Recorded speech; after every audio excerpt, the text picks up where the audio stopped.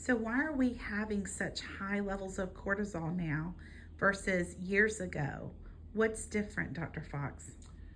Okay, well, this is the deep hole that we sort of enter into with a lot of our patients. So, starting in around 1980, roughly, the what I call the exercise revolution started for women and really for adult men as well. But leading up to that time, women didn't really exercise. There were no sports teams in high school, college, any of that. And then all of a sudden, we went from 0 to 100 miles an hour in exercise.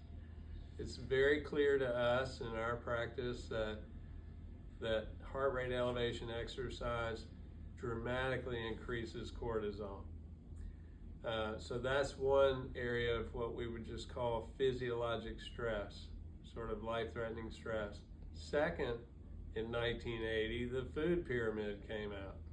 So that changed from a modestly higher fat world to an ultra low fat, ultra high carbohydrate, which creates high insulin levels, and then you actually later can have low blood sugar, which is a life-threatening stress signal.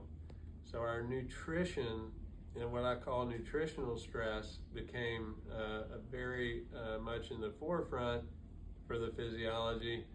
And then lastly, what we're actually utilizing some today is the cell phone, which I think is a huge stressor for especially women because they tend to page through just enormous amounts of various things on the cell phone, but there's just so much sort of connectivity with the cell phone.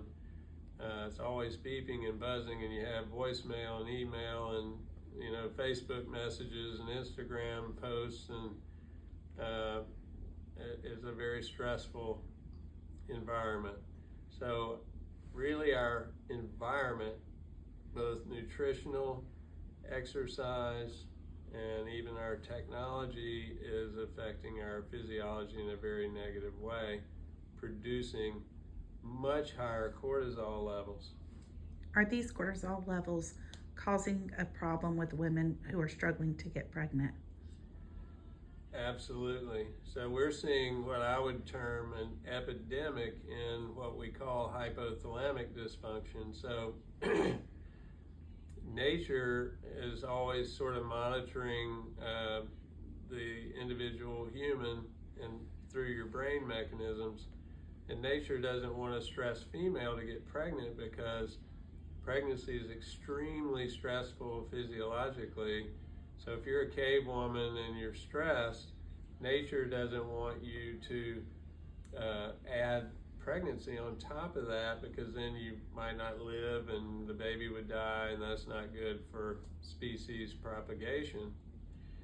So nature actually put in some what we call countermeasures, which are things that happen through brain stimulation that actually try to prevent pregnancy in times of stress. And so that's what we're seeing in our women today, is just a massive amount of stress-related infertility.